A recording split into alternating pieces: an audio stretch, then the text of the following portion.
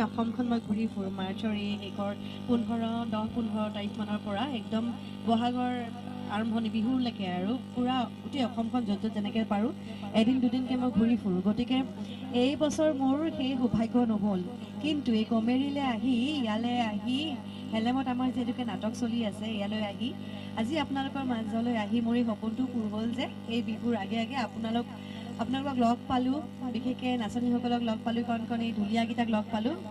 ভাল লাগিল। বিহুতি নামেৰে তিনিটি আখৰে কোনেনো লিখিলে শিলত, ঘূণেও নধৰে মামৰেও নধৰে থাকি গ'ল অসমীৰ মাজত। নমস্কাৰ, মই অভিজিত, আপোনালোকে চাবলৈ আৰম্ভ কৰিছে গহপুৰ দৈনিক পৃষ্ঠা। বিহুলৈ মাজত মাথো আৰু কেইটামান দিন থকাৰ সময়ত এতিয়া অসমৰ বিভিন্ন প্ৰান্তে প্ৰান্তে দেখা পোৱা গৈছে বিহুৰ কৰ্মশালাসমূহ বা অখৰাসমূহ দেখা পোৱা গৈছে। আমি এই মুহূৰ্তত উপস্থিত আছোঁ গহপুৰৰ গমেৰী যি 15 দিনীয়া বৰ্ণাঢ্য কাৰ্যসূচীৰে যি বিহু কৰ্মশালাৰ আমি ইয়াৰ পৰিৱেশ দেখুৱাবলৈ চেষ্টা কৰিছোঁ। আমি প্ৰথমে ইয়াৰ অকণমান পৰিৱেশ দেখুৱাবলৈ চেষ্টা কৰিছোঁ যে সুন্দৰভাৱে যি তেওঁলোকৰ প্ৰশিক্ষকসকলে সুন্দৰভাৱে তেওঁলোকে যি বিহু কৰ্মশালাৰ আয়োজন কৰে। আমি এই মুহূৰ্তত এগৰাকী যুৱতী বা আমি কণমানিৰ ওচৰলৈ যাম। প্ৰথমে আমি তোমাৰ পৰা এটা যোজনাৰে আজি আমি অনুষ্ঠানটো আৰম্ভ কৰিব বিচাৰিছোঁ। ৰৈ ৰৈ পিনালে ঐ ঘৰৰে চৰাইটি ঐ কিনো যে শুৱলাও মা সাজি কাচি আহিলোঁ বিহু নাচিবলৈ ঐ মুগাৰিহা মেৰাই লৈ গাত। নিশ্চয়কৈ এয়া আমি এই মুহূৰ্তত আমি এটা কথা উল্লেখ কৰিব লাগিব যে অসমৰ জনপ্ৰিয় বোলছবি জগতৰ যি শ্যামন্তিকা বাইদেউ ইয়াতে আহি উপস্থিত হৈছে। আমি তেওঁলোকতো কিছু বাৰ্তা লাভ কৰিবলৈ চেষ্টা কৰিম। আমি এই মুহূৰ্তত আমি প্ৰথমে যিসকল অভিজ্ঞ প্ৰশিক্ষকসকলৰ দ্বাৰা যি 15 দিনীয়া বিহু কৰ্মশালা তেওঁলোকৰ লগত আমি কিছু প্ৰথমে বাৰ্তা লাভ কৰিব চেষ্টা কৰিম। আমি প্ৰথমে আজি এই প্ৰশিক্ষকজনক আমি মাজলৈ অকণমান আহিবৰ বাবে অনুৰোধ জনাইছোঁ। প্ৰথমে যি তোমাৰ নেতৃত্বত 15 দিনীয়া যি বিহু কৰ্মশালাত ছাত্ৰ ছাত্ৰীসকলে নৃত্যৰ ক্ষেত্ৰত আৰু একোজ আগবঢ়াই নিয়ে যি প্ৰচেষ্টা আগবঢ়াইছিল, প্ৰথমে তুমি আজি কি ক'ব যিহেতু আজি সফল সামৰণি? মই সদৌ প্ৰথমে আপোনালোকৰ নিউজ চেনেলৰ যোগেদি সমূহ অসমবাসী ৰাইজলৈ আগন্তুক অসমীয়া ৰঙালী বিহু লগতে অসমীয়া নৱবৰ্ষ আন্তৰিক শুভেচ্ছা জ্ঞাপন কৰিছোঁ। আৰু গমেৰী কেন্দ্ৰীয় ৰঙালী বিহু উদযাপন সমিতিয়ে যোৱা 16 মাৰ্চৰ পৰা 15 দিনীয়া এটি বিহু কৰ্মশালা মানে আয়োজন কৰিছিলে।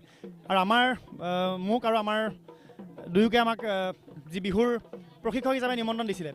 আৰু তাৰপিছতে আমি চেষ্টা কৰিছিলোঁ যে কেৱল আমি বিহু কৰ্মশালাৰ বিহু নাচ আৰু ঢোল বাদনত আমি সামৰি থোৱা নাই।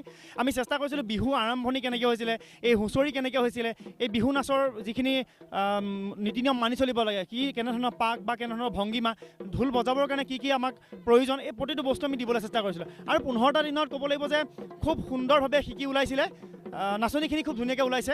আৰু ইয়াত বিশেষকৈ ক'ব লাগিব যে গমেৰীত বিভিন্ন ভাষা ভাষী লোকে বসবাস কৰে। আমাৰ ইয়াত নাচনী নাচিবলৈ আহিছে, নেপালী নাচনী নাচিবলৈ আহিছে, বেংগলী নাচনী নাচিবলৈ আহিছে, আমাৰ ভাষিক অসমীয়া ভনীসকলে নাচিছে। গতিকে আমাৰ অসমীয়া সমাজৰ কাৰণে তথা অসমৰ কাৰণে এটা খুব ভাল মেছেজ যে আমি এই যে বৰ অসম, আমি যে একত্ৰিত হৈ আছোঁ, জাতি ধৰ্ম বৰ্ণ ভাষা নিৰ্বিশেষে যে আমি একত্ৰিত হৈ আছোঁ, তাৰে এয়া প্ৰমাণ।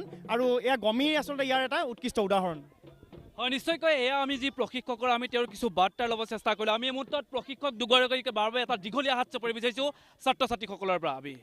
আমি এই মুহূৰ্তত এয়া আমি কিছু পৰিৱেশ দেখুৱাবলৈ চাইছোঁ। অন্য এগৰাকী যি মহিলা বা ছোৱালী আছিল আমাৰ লগত আজি অভিজ্ঞ প্ৰশিক্ষক, আমি তেওঁৰ কাষলৈ প্ৰথমে যাবলৈ চেষ্টা কৰিম। প্ৰথমে আজি আগন্তুক আমি তোমালোকক ৰঙালী বিহুৰ শুভেচ্ছা জ্ঞাপন কৰিছোঁ। কি ক'বা ছাত্ৰ ছাত্ৰীসকলক খুব সুন্দৰভাৱে তোমালোকে যি নৃত্য বা তোমালোকে যি বিহু গীত খাবলৈ শিকালা, এই সন্দৰ্ভত প্ৰথমে কি ক'বা? পোনপ্ৰথমে আপোনালোকক ধন্যবাদ জ্ঞাপন কৰিছোঁ আৰু আগতীয়াকৈ মই ৰঙালী বিহুৰ আৰু নৱবৰ্ষৰ শুভেচ্ছা জ্ঞাপন কৰিছোঁ। বিগত 15টা দিনে আমি ইয়াত বিহু কৰ্মশালাৰ প্ৰশিক্ষক হিচাপে আছিলোঁ। খুব ভাল লাগিছে, বিশেষকৈ ইয়াত অসমীয়া ছোৱালীৰ লগতে নেপালী, বেংগলী বা বহুত বিভিন্ন জাতিৰ ছোৱালীয়ে আহি ইয়াত প্ৰশিক্ষণ লৈছে, সেইবাবে খুব ভাল লাগিছে। আৰু 15টা দিনত তেখেতসকলে খুব ধুনীয়াকৈ শিকিব পাৰিছে, তাৰ বাবে মোৰ খুবেই ভাল লাগিছে। ধন্যবাদ। আমি পোনে পোনে অসমীয়া জনপ্ৰিয় বোলছবি জগতৰ ধাৰাবাহিক তথা আমি সেমন্তিকা বাইদেউৰ কাষলৈ প্ৰথমে যাবলৈ চেষ্টা কৰিম। বাইদেউ কৰ্মশালা আয়োজন কৰিছিলে, এই ক্ষেত্ৰত আপুনি প্ৰথমে আজি কি ক'ব বিচাৰিছে? ভাল লাগিছে গমেৰিলৈ আহি প্ৰথমতে ক'ব বিচাৰিছোঁ আৰু ধন্যবাদ জ্ঞাপন কৰিব বিচাৰিছোঁ উদ্যোক্তাসকলক, যিহেতুকে তেওঁলোকে ইমানখিনি সন্মান দিছে, মৰম দিছে মোক। খুব কম সময়ৰ বাবে আহিছোঁ, যিহেতুকে মই নাটকৰ লগত বৰ্তমান জড়িত হৈ আছোঁ, ৰাষ্ট্ৰীয় থিয়েটাৰৰ সৈতে জড়িত হৈ আছোঁ। আৰু ক'ব বিচাৰিছোঁ যে যিসকল আমাৰ কণ কণ ভণ্টি ভাইটিসকলে এইদৰে আগবাঢ়ি আহিছে কৰ্মশালাৰ বাবে, খুব ভাল কাম কৰিছে। কিয়নো প্ৰথমতে ধন্যবাদ জ্ঞাপন কৰিব বিচাৰিছোঁ মই অভিভাৱকসকলক, কিয়নো তেওঁলোকে নিজৰ ল'ৰা ছোৱালীসকলক আগুৱাই দিছে। এটা নিজৰ যিটো আমাৰ ফ'ক ডান্স এইটো শিকিবলৈ তেওঁলোকে আগুৱাই দিছে। গতিকে সেয়াই ভাল লাগিছে। আৰু 15 দিনীয়া যিহেতুকে কৰ্মশালাটো আয়োজন কৰা হৈছে, গতিকে ভাবোঁ যে 15 দিনত যথেষ্টখিনি শিকা যায়।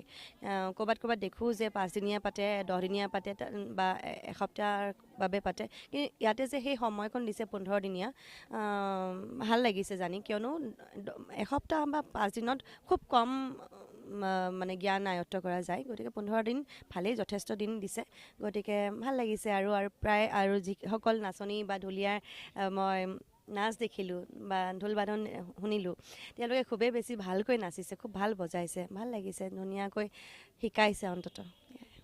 বাইদেউ, আপুনি যিহেতু থিয়েটাৰৰ লগত বহুত সময় দিন কটাবলগীয়া হৈছিল, আপুনি কিন্তু আজি এই সভাখনত আহি যে সভাৰ যি সৌষ্ঠৱটো যে বৃদ্ধি কৰা যে অনুভৱ কৰিছে, সকলো ৰাইজ আহিছে আপোনাৰ লগত আশীৰ্বাদ লৈছে, লগতে ফটো উঠাত ব্যস্ত, কি ক'ব? আপোনাক যেতিয়া সকলোৱে ফটো উঠিছে, কেনেকুৱা এটা অনুভৱ, আপুনি কি ক'ব? নহয়, আচলতে কি হয়, থিয়েটাৰৰ এটা বেলেগ এটা পৰিৱেশ। আজি জুলাইৰ পৰা মই সোমাই আছোঁ। আজি বহুত দিনৰ পিছত যিহেতুকে মই ওলাই আহি এটা বেলেগ এটা মানে পৰিৱেশলৈ আহিছোঁ, গতিকে বিৰাট বেছি ভাল লাগিছে, মনটো মুকলি লাগিছে। তাতে বিহু বাইদেউৰ পৰা এষাৰি বিহু শুনিব বিচাৰিছোঁ। মোৰ মাতটো একেবাৰে এতিয়া ভাল নহয়, মই নিজে কৰিলোঁ হয়, কিয়নো মই মঞ্চত এতিয়া অভিনয় কৰি আছোঁ, মাতটো মোৰ অৱস্থা নাই, তাতে চৰ্দি আৰু মোৰ খুব এলাৰ্জি প্ৰব্লেম এটা হৈ আছে। গতিকে এইটো বেয়া নাপাবা, মঞ্চলৈ আহিবা, মোৰ অভিনয়ে চাই যাবা। ধন্যবাদ জ্ঞাপন কৰিছোঁ। এয়া আমি গহপুৰৰ গমিৰ আমি কিছু পৰিৱেশ দেখুৱাবলৈ চেষ্টা কৰিলোঁ। যিহেতু আমি এই মুহূৰ্তত জনাব বিচাৰিছোঁ যে গহপুৰৰ গমিৰ যি 15 দিনীয়া বিহু কৰ্মশালাত ছাত্ৰ ছাত্ৰীসকলক যি তেওঁলোকৰ শাৰীৰিক, মানসিক আৰু তেওঁলোকৰ সাংস্কৃতিক দিশত একোজ আগবঢ়াই নিয়াৰ যি প্ৰচেষ্টা লৈছিল, আমি এই মুহূৰ্তত উদযাপন কমিটিৰ বিষয়ববীয়াৰ লগতো কিছু বাৰ্তালাপ কৰিবলৈ চেষ্টা কৰিম। মুহূৰ্তত আৰু এগৰাকী দাদা আছে, আমি তেওঁৰ কাষলৈ যাবলৈ চেষ্টা কৰিম। যিহেতু গহপুৰৰ গমিৰ যি এয়া আপোনালোকৰ 27টাকৈ বসন্ত আপোনালোকৰ পাৰ কৰিলে, এই সন্দৰ্ভত আপুনি প্ৰথমে আজি কি ক'ব বিচাৰে? আমি ধন্যবাদ, আপোনালোকক ধন্যবাদ দিছোঁ। আমি বিয়াত সুখেৰে ক'বলৈ বিচাৰিছোঁ, আমি যিহেতু সদৌ গমিৰ উৎসৱ ৰঙালী বিহু উদযাপন সমিতি আজি 27 বছৰ আমি গৰাকীলৈ অলৰেডি। আমাৰ আজি বিহুৰ কৰ্মশালাৰ অন্তিম পৰ্যায় আছিলে। আমাৰ এই অন্তিম পৰ্যায়ত আমাৰ অসমৰ জনপ্ৰিয় শিল্পী সেমন্তিকা শৰ্মা বাইদেউ আহি আমাৰ কণ শিশুসকলক যি উপকৃত কৰিলে, তাৰ কাৰণে তেখেতক ধন্যবাদ দিছোঁ। লগতে আপোনালোকক ধন্যবাদ দিছোঁ, যিহেতু আমাৰ ইমান সৰু এটা অঞ্চলৰ পৰা আমি যে এইখিনি কৰিব পাৰিছোঁ, আপোনালোকৰ থ্ৰুৱেদি গোটেই অসমৰ মানুহে দেখা পাওক। আৰু আমি সকলোকে আমি অহা 12 মে গীতাঞ্জলি দাসৰ অনুষ্ঠান চাবৰ কাৰণে সাদৰে আমন্ত্ৰণ জনালোঁ। ধন্যবাদ।